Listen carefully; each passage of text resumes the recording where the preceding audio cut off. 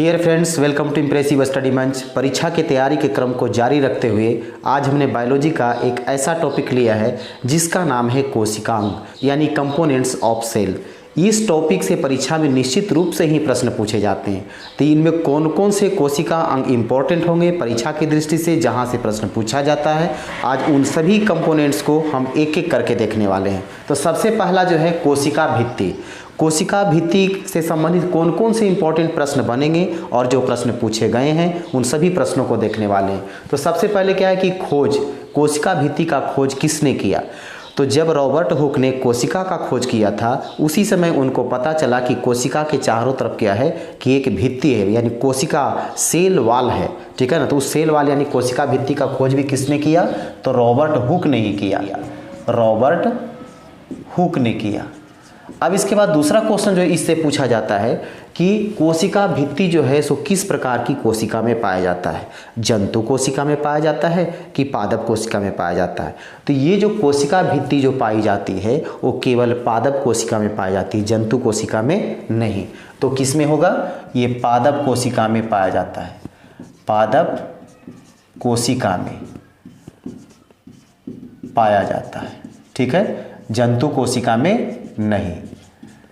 अब इसके बाद दूसरा क्वेश्चन क्या है कि कोशिका भित्ति किससे बनी होती है, किस चीज से बनी होती है? तो कोशिका भित्ति जो बनी होती है वह सेल्यूलोज से बनी होती है, सेल्यूलोज से बनी होती है। अब इसके बाद क्या है कि अगर पूछ लिया जाए कि सेल्यूलोज क्या होता है, इसका मतलब क्या है कि सेल्यूलोज जो होता है ये एक प्रकार का कार्बोहाइड्रेट होता है, यानी शर्करा। ठीक है, कार्बोहाइड्रेट होता है। अब ये जो शर्करा जो कार्बोहाइड्रेट है ये कितने प्रकार के होते हैं? तो ये जो कार्बोहाइड्रेट है ना ये 3 प्रकार के होते हैं। कितने प्रकार के होते हैं? इसके 3 प्रकार हैं। तो तीनों प्रकार का नाम क्या क्या है? पहला में है मोनोसैकेराइड, मोनोसैकेराइड। दूसरा का नाम क्या है? दूसरा का नाम है डाइसैकेराइड, डाइसैकेराइड। अब तीसरा शर्करा कौन है? तीसरा का नाम है पॉलीसैकेराइड, पॉलीसैकेराइड। ये 3 प्रकार के कार्बोहाइड्रेट हो गया। तो सेल्यूलोज जो है, तो सेल्यूलोज इसमें से तीनों में से कौन सा कार्बोहाइड्रेट होता है? क्या मोनोसैकेराइड होता है कि डाइसैकेराइड होता है कि पॉलीसैकेराइड होता है? ये बहुत ही इंपॉर्टेंट है, इसको अच्छे से समझना है कि सेल्यूलोज जो है वो किस कार्बोहाइड्रेट से बना होता है, किस प्रकार का कार्बोहाइड्रेट होता है? तो ये पॉलीसैकेराइड होता है। देखिए क्वेश्चन यहाँ पर आया है कि सेल्यूलोज में कार्बोहाइड्रेट का जो प्रकार होता है वह कौन सा प्रकार है?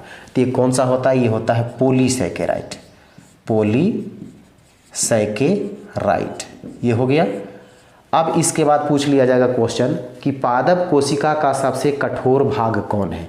तो पादप कोशिका का जो सबसे कठोर भाग होता है यही होता है सेल्यूलोज। ठीक है, तो सबसे कठोर भाग कौन हो गया? ये हो गया सेल्यूलोज।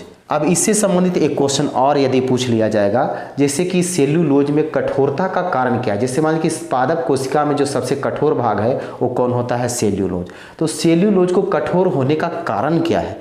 तो कारण ये है कि इसमें जल की मात्रा जो होती है वह 0% होता है, कुछ भी पानी नहीं होता इसमें। इसमें क्या है कि जल की मात्रा कितना होता है? जल की मात्रा जो है वो कितना होता है? 0% होता है। ठीक है। अब इसके बाद पूछ लिया जाएगा कि कोशिका भित्ति जो है वो जीवित होती है या मृत होती है? तो ध्यान रखना है कि रॉबर्ट हुक ने जो कोशिका का खोज किया था तो वो कोशिका कैसी कोशिका थी? तो मृत कोशिका थी। तो कोशिका भित्ति कैसी होती है? तो ये मृत होती है। इसमें से क्या हो जाएगा? मृत हो जाएगा। अब इसके बाद आता है कि जीवाणु की कोशिका भित्ति, और इसके बाद कवक की कोशिका भित्ति और शैवाल की कोशिका भित्ति जो बनी होती है वो किस चीज़ से बनी होती है? यहाँ तो हमने देख लिया कि कोशिका भित्ति किससे बनी है? तो सेल्यूलोज से बनी है। लेकिन यदि क्वेश्चन इस तरह से पूछ दिया जाए कि जीवाणु की कोशिका भित्ति किससे बनी होती है, कवक की कोशिका भित्ति किससे बनी होती है और शैवाल की कोशिका भित्ति किससे बनी होती है, ये बहुत ही इंपॉर्टेंट है। यहाँ पर देखा जाए कि तो यहाँ पर पूछ रहा है कि जीवाणु की कोशिका भित्ति जो बनी होती है इसको कहते हैं पेप्टिडोग्लाइकेन। क्या कहते हैं? पेप्टिडोग्लाइकेन, पेप्टिडोग्लाइकेन की बनी होती है। ठीक है, बनी होती है। अब इसके बाद आता है कवक की कोशिका, कवक की कोशिका भित्ति किससे बनी होती है? तो कवक की कोशिका जो बनी होती है ये काइटिन की बनी होती है। किससे बनी होती है? तो काइटिन की बनी होती है। ठीक है, काइटिन की बनी होती है। अब इसके बाद आता है शैवाल की कोशिका भित्ति। तो शैवाल की कोशिका भित्ति किससे बनी होती है? तो शैवाल की जो कोशिका भित्ति है ये सेल्यूलोज से बनी होती है, सेल्यूलोज से बनी होती है, इससे संबंधित इतना इंपॉर्टेंट क्वेश्चन था। अब इसके बाद क्या है कि अगर इससे कार्य से संबंधित कुछ अगर क्वेश्चन पूछ लिया जाए कि कोशिका भित्ति का क्या कार्य है, तो कोशिका भित्ति क्या करता है? सबसे पहली बात क्या है कि कोशिका भित्ति के ठीक नीचे क्या होता है? कोशिका झिल्ली होता है, तो उसको सहायता करता है। कोशिका झिल्ली को क्या करता है? यह रक्षा करता है और कोशिका को यह सूखने से बचाता है। ठीक है ना, ये क्या करता है? कोशिका झिल्ली को रक्षा करता है, कोशिका झिल्ली की रक्षा करता है और क्या करता है? कोशिका को सूखने से बचाता है, कोशिका को सूखने से बचाता है, सूखने से बचाव करता है। इसके अलावा और क्या करता है? ये कोशिका को सुरक्षा प्रदान करता है, कोशिका को आकृति और आकार देने में यह सहायक है। तो इसका क्या क्या काम हो गया कि कोशिका को रक्षा करता है, कोशिका झिल्ली को कहता है कि सुरक्षित रखता है, कोशिका को सूखने से बचाता है और कोशिका को आकृति और आकार देने में यह सहायक होता है। तो ये था कोशिका भित्ति से संबंधित ये सारा इंपॉर्टेंट पॉइंट। अब इसके बाद आता है कि कोशिका झिल्ली, प्लाज्मा मेम्ब्रेन या कहता है कि कोशिका कला। तो कोशिका झिल्ली को हम प्लाज्मा मेम्ब्रेन भी कहते हैं या कोशिका कला भी कहते हैं। ठीक है, अब इसका खोज किसने किया था? इससे संबंधित कौन कौन से क्वेश्चन आएंगे? तो यहाँ पर सारा प्रश्न लिखा हुआ है कि इसका खोज किसने किया। तो इसका खोज किया था कार्ल नेगली और सी क्रेमर ने किया था। ठीक है, इनके द्वारा, ये दो वैज्ञानिक के द्वारा इसका खोज किया जाता है। इसके बाद है कि यह दोनों प्रकार के कोशिकाओं में पाया जाता है। अब देखा जाए, जैसे ऑप्शन में दे देगा कि कोशिका झिल्ली किस प्रकार की कोशिका में पाया जाता है? पादप कोशिका, जंतु कोशिका, दोनों या दोनों में से किसी में नहीं। तो क्या है कि कोशिका झिल्ली जो है यानी प्लाज्मा मेम्ब्रेन जो है ये दोनों प्रकार की कोशिका में पाया जाता है, चाहे वह जंतु कोशिका चाहे वह पादप कोशिका हो। ठीक है, अब क्या है कि यह किस चीज़ से बनी होती है? यहाँ तो हमने देखा कि कोशिका भित्ति सेल्यूलोज से बनी होती है, कोशिका झिल्ली किस से बनी होती है? तो कोशिका झिल्ली जो बना होता है यह लिपिड और प्रोटीन की बनी होती है। ठीक है, किससे बना होता है? यह लिपिड और प्रोटीन की बनी होती है। अब यहाँ पर एक चीज़ और देखा जाए, दो परत प्रोटीन का होता है और ठीक उसके बीच में एक परत जो होता है वह लिपिड का होता है। ठीक है ना, क्या हम लोग देखें कि कोशिका झिल्ली जो बना होता है ये लिपिड और प्रोटीन का बना होता है। तो दो परत क्या होता है? दो परत जो है सो प्रोटीन की बनी होती है, उसके बीच में जो होता है वो क्या, कौन सा परत होता है? वह लिपिड का परत होता है। ये था कोशिका झिल्ली से इंपॉर्टेंट पॉइंट। अब इसके बाद आता है अंतःप्रद्रव्ययी जालिका। अंतःप्रद्रव्ययी जालिका को इसको शॉर्ट में ER बोला जाता है, लेकिन ER का फुल फॉर्म होता है इंडोप्लाज्मिक रेटिकुलम, जिसका अर्थ क्या है कि अंतःप्रद्रव्ययी जालिका। तो अंतःप्रद्रव्ययी जालिका किस चीज़ की बनी होती है? तो ये जो बनी होती है ये लाइपोप्रोटीन की बनी होती है। ठीक है, और ये भी जो है सो दो प्रकार का होता है। ER यानी इंडोप्लाज्मिक रेटिकुलम अंतःप्रद्रव्ययी जालिका दो प्रकार की होती है। पहला जो है इसको शॉर्ट में बोलते हैं SER और दूसरा का क्या नाम है शॉर्ट में RER। तो SER का मतलब क्या होता है? SER का मतलब हो गया स्मूथ इंडोप्लाज्मिक रेटिकुलम। स्मूथ का मतलब हो गया चिकना, सपाट, यानी चिकनी अंतःप्रद्रव्ययी जालिका, जिसको शॉर्ट में बोलते हैं SER। अब इसके बाद है कि RER, इसको कहते हैं रफ इंडोप्लाज्मिक रेटिकुलम। रफ का मतलब हो गया खुरदरी, दानेदार। ठीक है ना, तो दानेदार या खुरदरी इंडोप्लाज्मिक रेटिकुलम यानी दानेदार या खुरदरी अंतःप्रद्रव्ययी जालिका, जिसको शॉर्ट में RER बोला जाता है। यानी कहने का मतलब ये हो गया कि अंतःप्रद्रव्ययी जालिका की सतह पर यदि राइबोसोम होते हैं तो वह क्या हो गया, वह खुरदरी हो गया, यानी रफ इंडोप्लाज्मिक रेटिकुलम हो गया। लेकिन इसकी सतह पर जब कहता है कि राइबोसोम नहीं पाया जाता है तो वह चिकनी अंतःप्रद्रव्यी जालिका कहलाता है। ठीक है, अब इसका काम क्या है, ये दोनों का काम अलग अलग है। ये SER जो हो गया यानी चिकनी अंतःप्रद्रव्यी जालिका, इसमें क्या है, राइबोसोम तो नहीं है उसके सतह पर, तो ये जो रेटिकुलम हो गया ये क्या करता है, वसा एवं कोलेस्ट्रॉल संश्लेषण का काम करता है।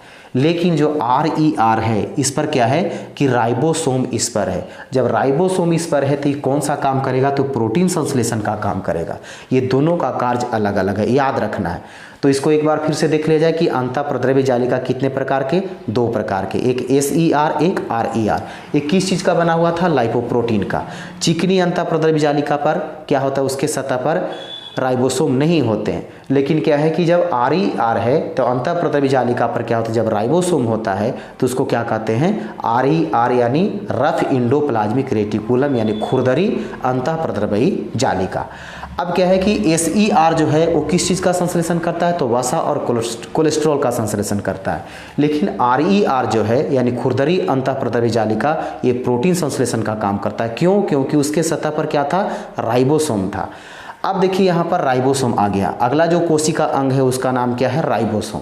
तो राइबोसोम में क्या होता है, देखा जाए ये किस चीज़ का बना होता है, तो RNA और प्रोटीन से बनी होती है। ठीक है ना, RNA क्या है इसके बारे में हम अगले टॉपिक में जानेंगे। ठीक है ना, RNA और DNA। इसके बाद क्या है कि राइबोसोम जो है, राइबोसोम किस प्रकार के पाए जाते हैं, तो यह एकल भी यानी अकेले भी कोशिका द्रव्य में बिखरा हुआ रहता है, नहीं तो क्या है कि यह गुच्छे के रूप में भी रहता है। लेकिन एक यहाँ पर क्वेश्चन आता है कि जो गुच्छों के रूप में, गुच्छों में रहता है राइबोसोम, उसका नाम क्या होता है, इसका नाम होता है पॉलीसोम। वैसे राइबोसोम जो गुच्छे के रूप में पाया जाता है उसका नाम है पॉलीसोम। इसके बाद इसका काम क्या करता है, तो ये प्रोटीन संश्लेषण का काम करता है। अभी हमने ठीक इसके पहले देखा कि क्या था, जिस अंतःप्रद्रव्यी जालिका के सतह पर राइबोसोम था वो कौन सा काम कर रहा था, प्रोटीन संश्लेषण का। तो राइबोसोम का मुख्य काम क्या हो गया, प्रोटीन संश्लेषण करना इसका मुख्य काम हो गया। अब एक बार इसको क्या करते हैं, फिर से हम लोग रिपीट कर लेते हैं। तो सबसे पहला क्या देखे थे कि कोशिका भित्ति। कोशिका भित्ति को किसने किया था, खोज रॉबर्ट हुक ने किया था। कोशिका भित्ति किस में पाया जाता है, तो यह केवल पादप कोशिका में पाया जाता है, जंतु कोशिका में पाया नहीं जाता है। इसके बाद कोशिका भित्ति किस चीज़ की बनी हुई थी, सेल्यूलोज की। सेल्यूलोज क्या होता है, एक प्रकार का शर्करा यानी कार्बोहाइड्रेट होता है। कार्बोहाइड्रेट कितने प्रकार के होते हैं, तो 3 प्रकार के, मोनोसैकेराइड, डाइसैकेराइड, पॉलीसैकेराइड। जो सेल्यूलोज है वो किस प्रकार का शर्करा है, तो ये है पॉलीसैकेराइड। ठीक है, अब इसके बाद पादप कोशिका का सबसे जो कठोर भाग है वो क्या कहलाता है, वह कौन सा है, सेल्यूलोज। सेल्यूलोज के कठोरता का कारण क्या है, इसका कारण यह है कि उसमें पानी की मात्रा जो होता है वह 0% होता है। अब इसके बाद कोशिका भित्ति जो है सो वह जीवित होता है कि मृत होता है, तो यह मृत होता है। इसके बाद क्या है कि जीवाणु की कोशिका भित्ति और कवक की कोशिका भित्ति और शैवाल की कोशिका भित्ति एक किस चीज़ की बनी होती है, तो जीवाणु की कोशिका भित्ति किससे था, तो पेप्टिडोग्लाइकेन से बनी होती है। फिर कवक की कोशिका भित्ति काइटिन से बनी होती है और शैवाल की कोशिका भित्ति सेल्यूलोज से बनी होती है। कोशिका भित्ति का कार्य क्या देखे थे, कोशिका भित्ति क्या करता था, तो कोशिका को एक आकार और आकृति प्रदान करता है। यह कोशिका झिल्ली को सुरक्षा प्रदान करता है। इसके अलावा क्या है कि कोशिका को यह सूखने से बचाता है। इसके बाद फिर कि कोशिका झिल्ली। कोशिका झिल्ली जो है वह इसका खोज किसने किया था, तो इसका खोज करने वाले वैज्ञानिक का नाम क्या था, कार्ल नेगिली और सी क्रेबर के द्वारा इसका खोज किया गया था। अब ये जो है ये किस प्रकार की कोशिका में पाया जाता है, कोशिका झिल्ली जो है किस प्रकार के कोशिका में, तो यह दोनों प्रकार के कोशिका में पाया जाता है, जंतु कोशिका में भी और पादप कोशिका में भी। इसके बाद है कि यह बना हुआ किस चीज़ का होता है, तो ये लिपिड और प्रोटीन का बना होता है। इसमें जो 2 परत होते हैं वो प्रोटीन का, उसके ठीक बीच में जो होता है वह लिपिड का परत होता है। इसके बाद अंतःप्रद्रव्य जालिका में क्या देखें कि अंतःप्रद्रव्य जालिका जो है ये लाइपोप्रोटीन की बनी होती है। इसके 2 भाग होते हैं, पहला का नाम SER, दूसरा का नाम RER। SER का मतलब स्मूथ इंडोप्लाज्मिक रेटिकुलम यानी चिकनी अंतःप्रद्रव्य जालिका। तो अंतःप्रद्रव्य जालिका के सतह पर जब राइबोसोम नहीं पाया जाता है तो वह चिकनी अंतःप्रद्रव्य जालिका कहलाता है। यदि उसके ऊपर क्या है कि राइबोसोम पाया जाता है तो वह हो गया RER यानी रफ इंडोप्लाज्मिक रेटिकुलम। SER का काम क्या था कि वसा और कोलेस्ट्रॉल का संश्लेषण करना, और RER का क्या काम था, प्रोटीन संश्लेषण करना। अब इसके बाद अगला कोशिका अंग क्या हम लोग देखा कि राइबोसोम। तो राइबोसोम जो है किससे बनी होती है, तो RNA और प्रोटीन से बनी होती है। इसके बाद हमने क्या देखा कि RNA जो है वो कोशिका द्रव्य में अकेले भी पाया जाता है या गुच्छे के रूप में पाया जाता है। जो गुच्छे के रूप में राइबोसोम पाया जाता है कोशिका द्रव्य में, उसका नाम क्या है, तो उसका नाम पोलीसोम है। इसका काम क्या है, तो राइबोसोम का जो मुख्य काम है ये प्रोटीन संश्लेषण करना, प्रोटीन का निर्माण करना। तो उम्मीद है कि इस कोशिका अंग से जितने भी प्रश्न बने, ये सभी इंपॉर्टेंट प्रश्न का उत्तर आपको याद हो गया होगा। इसके अलावा और जो इंपॉर्टेंट कोशिका अंग है उसको हम अगले वीडियो में बताएंगे। तो यदि यह वीडियो आपके लिए हेल्पफुल रहा तो इस वीडियो को लाइक कर दें, अधिक से अधिक ग्रुप में शेयर कर दें, और यदि इस चैनल पर अभी तक आप नए हैं तो आपसे एक छोटी सी रिक्वेस्ट है कि इस चैनल को सब्सक्राइब कर दें और नोटिफिकेशन का बेल आइकन दबाकर ऑल पर क्लिक कर दें, ताकि इस प्रकार का जो भी वीडियो अपलोड हो तुरंत आप तक पहुँच सके। तो फिर मिलते हैं हम अगले टॉपिक लेकर के अगले वीडियो में।